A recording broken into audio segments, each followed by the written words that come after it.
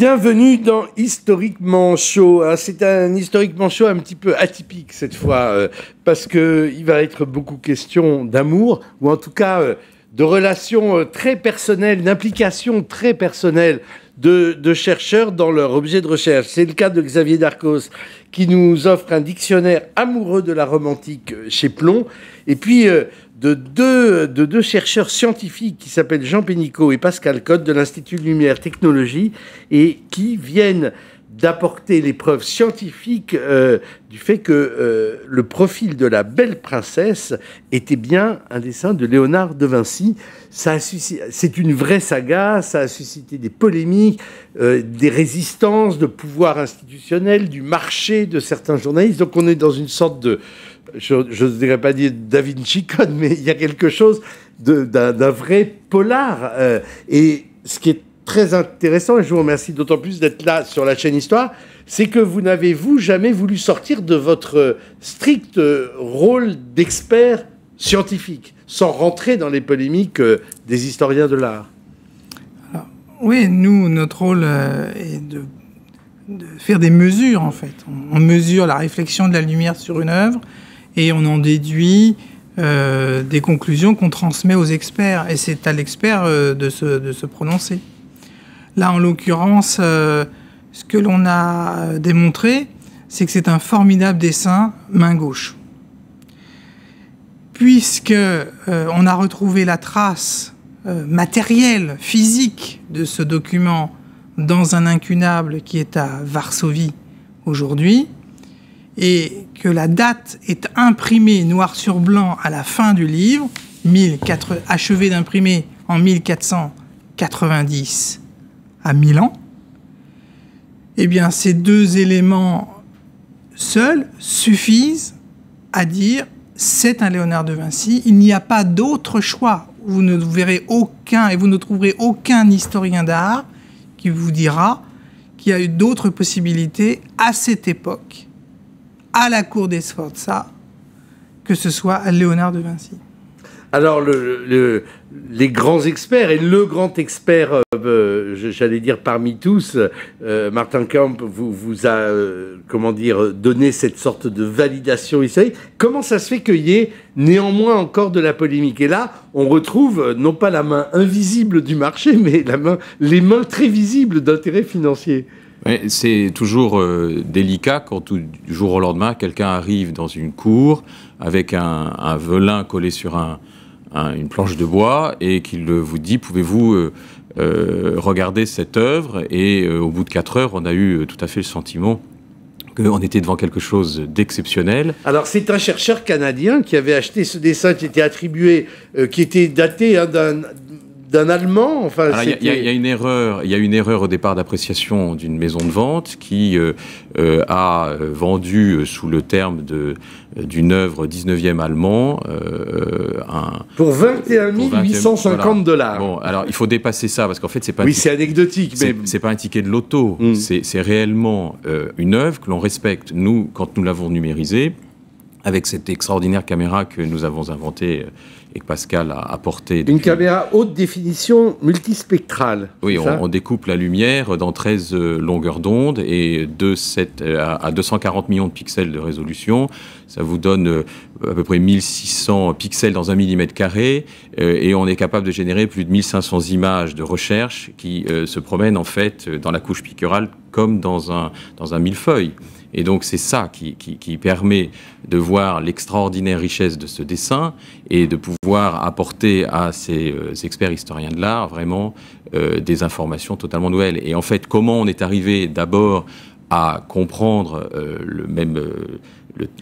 attribuer le portrait à une fille de Ludovic Sforza, c'est qu'en régénérant les couleurs d'origine de ce portrait, nous avons pu déterminer des couleurs très particulières. Et ces couleurs très particulières ne faisaient vraiment que identifier une famille qui avait codifié d'une façon extrêmement précise la manière avec laquelle on s'habillait à l'époque, ce qui était la famille de Ludovic Sforza. Et par déduction, en plus, simplement d'ailleurs, l'étude de la coiffure qu'on appelle le coatzone et aurait beaucoup aidé un chercheur normal, un historien de l'art tout à fait compétent sur cette période-là, pour voir que c'est une coiffure qui a été utilisée juste à la cour des Sforza et personne, et nulle part ailleurs. Donc en aucun cas ça peut être un faux, en aucun cas ça peut être un pastiche. Il y a réellement là déjà une identification due simplement à notre travail. Donc nous n'avons fait qu'apporter à ces historiens de l'art la possibilité de vérifier des hypothèses. Une découverte sans doute parmi les plus importantes depuis 100 ans concernant le maître, a dit Carlo Pedretti. Donc c'est dire vraiment l'importance de cette découverte. Alors, comment cet homme, il arrive avec son dessin dans une petite enveloppe et il frappe chez vous, boulevard Saint-Germain. Oui. C'est ça le début de l'histoire qui est tellement romanesque. Oui, et il nous a étonnés et il est parti déjeuner. Donc il m'a laissé à ce moment-là le dessin qui était sur quelque chose à peu près de cette taille-là. Hein, c'est cette taille-là. Et je m'en souviens très bien parce que j'ai lancé la manipulation et j'avais un rendez-vous ensuite avec le ministre Christine Albanel rue de Valois. Et donc je suis revenu très vite et là les résultats ont commencé à rentrer sur notre ordinateur et je lui ai posé la question. Mais quel est le titre que vous voulez mettre? Parce qu'il faut toujours remplir un titre. Et il me dit, mettez profil. Ah, et je lui dis, l'artiste pour vous? Et il me répond, École Lombarde. Et là, je le regarde et je lui dis, c'est pas l'école Lombarde, c'est le maître. Parce que ce que nous trouvons est exceptionnel et nous sommes dans notre laboratoire extrêmement intéressés par cette étude et parce que c'est du niveau d'un portrait d'Isabelle d'Este. Enfin, c'est vraiment quelque chose d'exceptionnel. Vous avez senti tout de suite qu'il y avait quelque chose d'exceptionnel. Instinctivement, mais encore une fois, nous ne sommes que photographes ou scientifiques et donc nous nous cantonnons vraiment dans ce métier que nous avons inventé, un métier de radiologiste.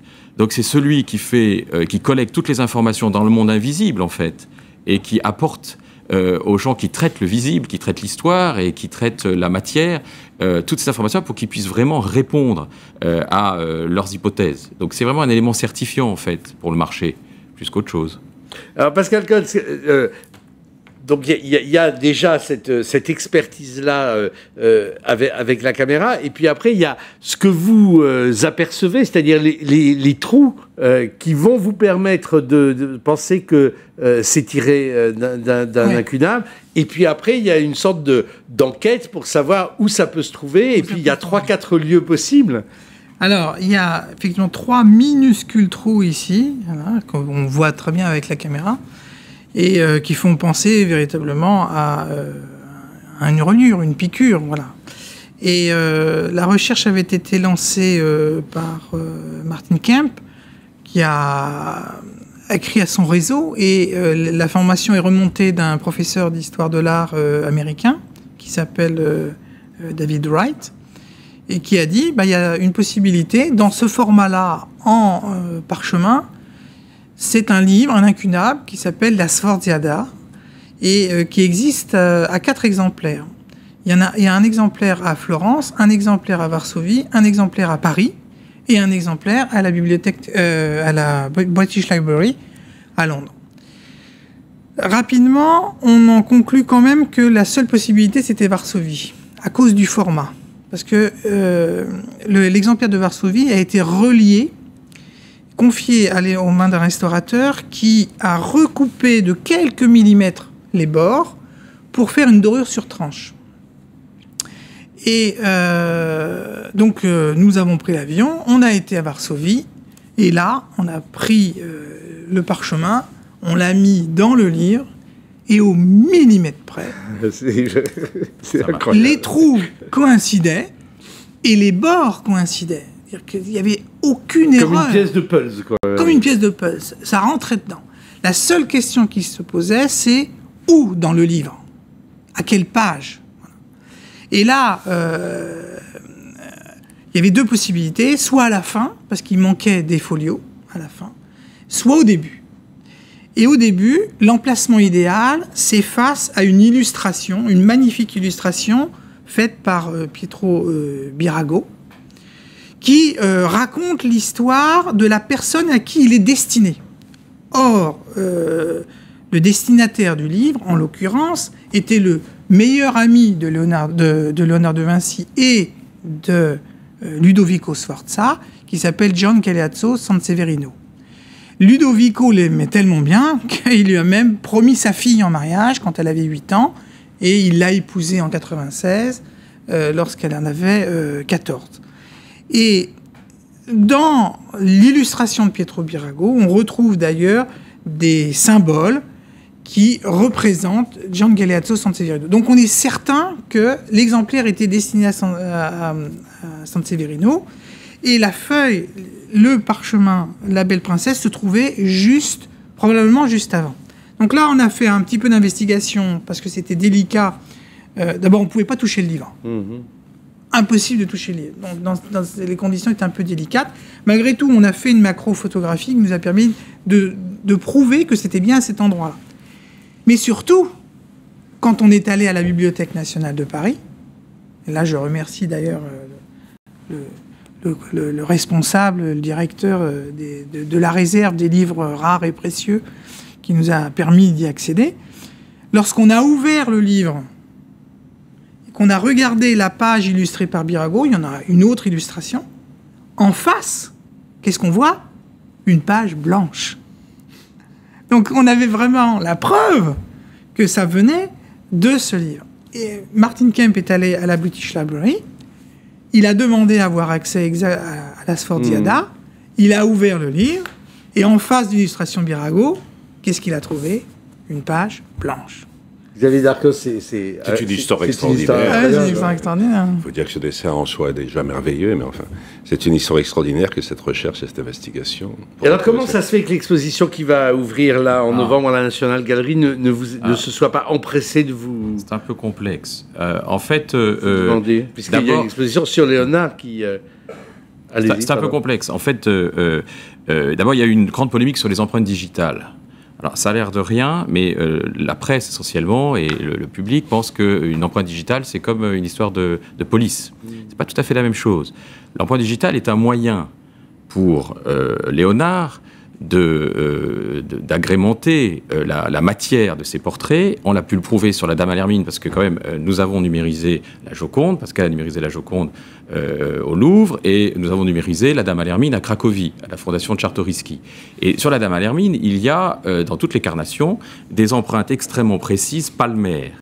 Et ces empreintes palmaires, c'est vraiment une figure de style de Léonard. Et nous avons trouvé rigoureusement les mêmes sur la Belle Princesse, et aussi avec une empreinte plutôt d'un doigt. Alors tout le monde s'est focalisé sur l'empreinte du doigt, qui n'est pas, à notre avis, probante en tant que telle, puisque quelqu'un d'autre peut tout à fait avoir imaginé, au moins touché un restaurateur, etc.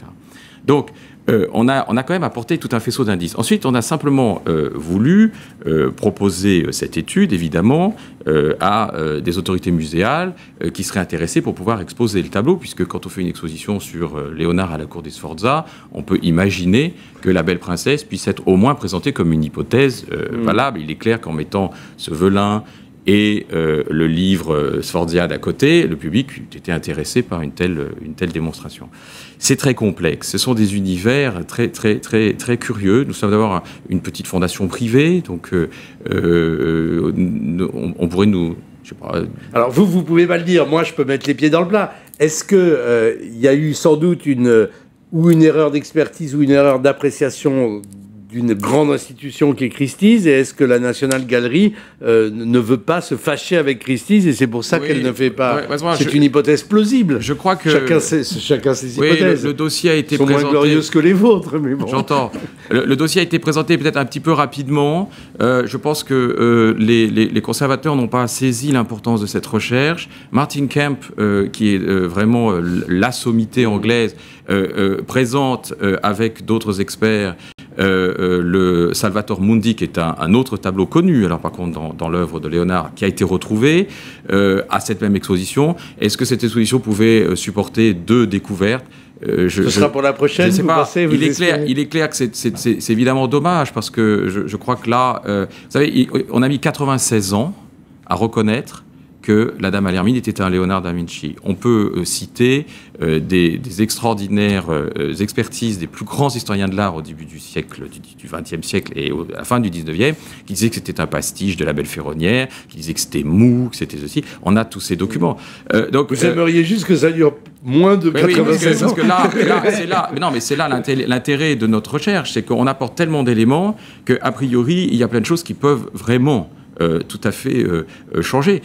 C'est le but même de l'Institut qu'on veut monter et qui est en fait de faire en sorte que dans les musées, on puisse, et ça fait très longtemps que j'essaye de convaincre les musées de France, l'Institut de France et autres, de s'intéresser à la question, c'est de dire, voilà, si on installe ce genre de micro-laboratoire, parce que c'est pas très grand, qui permettrait de scanner et de numériser d'une manière multispectrale les collections dans les musées, chaque musée garderait sur ses serveurs ses résultats, et on pourrait échanger cette connaissance d'un musée à un autre. Imaginez les corpus de connaissances, c'est évidemment quelque chose de très important qui nécessite beaucoup d'explications pour faire en sorte qu'un conservateur ne se sente pas dépossédé de son œuvre. Cette connaissance est nouvelle, elle nous appartient puisqu'on la génère, mais globalement, elle est à lui, elle n'est pas à nous. Nous, ce qui nous intéresse, c'est de faire en sorte que la connaissance puisse circuler. Donc, c'est évidemment nouveau et c'est un monde qui doit s'ouvrir à cette nouvelle technologie, comme la médecine s'est ouverte à l'imagerie médicale. Merci à tous les deux. On va revenir sur cette saga parce qu'on n'a pas tout encore raconté. Mais je voudrais passer à ce dictionnaire amoureux de la Rome antique. Il faut se méfier des experts quelquefois, c'est quand même.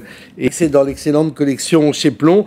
Et puis, merci à vous deux, Jean Pénicaud et Pascal Cotte. L'Institut Lumière Technologie, c'est Boulevard Saint-Germain, c'est ça? Je dis ça si les téléspectateurs voulaient vous apporter. Si jamais on trouve ben oui, dans ses papiers. Oui, bien sûr. Dans sa cave. On en a moins un par mois. C'est Boulevard Saint-Germain et bientôt à Genève, où nous ouvrons au Port-Franc de Genève un laboratoire. Et une question, alors, c'est à qui cette œuvre, l'original? C'est un particulier.